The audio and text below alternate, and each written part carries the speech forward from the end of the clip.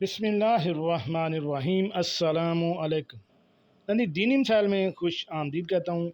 मेरी आज की इस वीडियो का मौजू है नमाज के मुफ्तदात और मकरूहात। तीन ऐसे मसले हैं जो हमारी रोज़मर्रा ज़िंदगी में हमें दरपेश आ सकते हैं और जिनका इल्म होना या जानना हमारे लिए बहुत ही ज़रूरी है।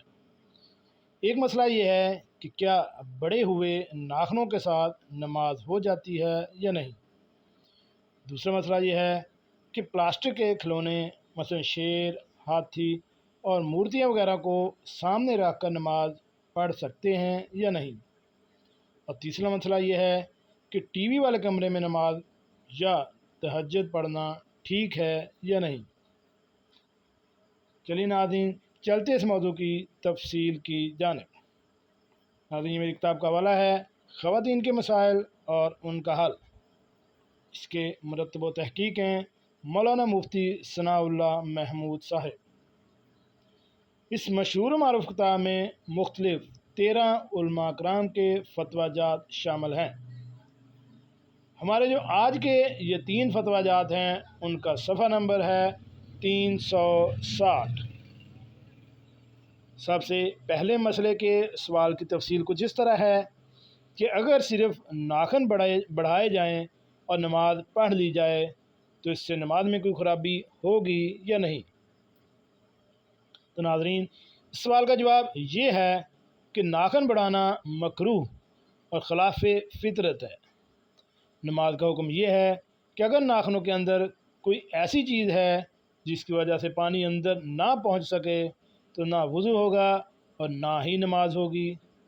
और अगर नाखन अंदर से बिल्कुल साफ़ है तो नमाज सही है।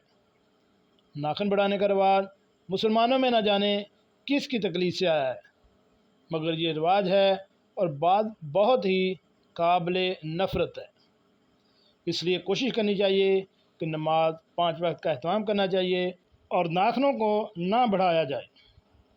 दूसरे मसले की जानब आते हैं तो इसका सवाल की तफसील कुछ इस तरह है कि प्लास्टिक के खिलौने हाथी, शेर वगैरह जानवरों की मूर्तियों की शक्ल में होते हैं।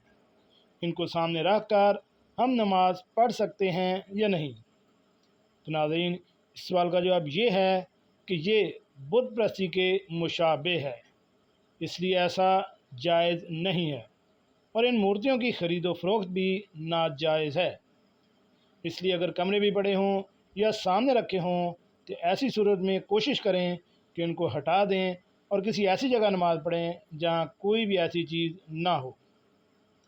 तीसरे मसले की तफसील कुछ इस तरह है कि क्या जिस कमरे में टीवी रखा हो और शाम के बाद टीवी बंद कर दिया जाए तो रात को नमाज या नमाज तहज्जुद पढ़ना जायज़ है।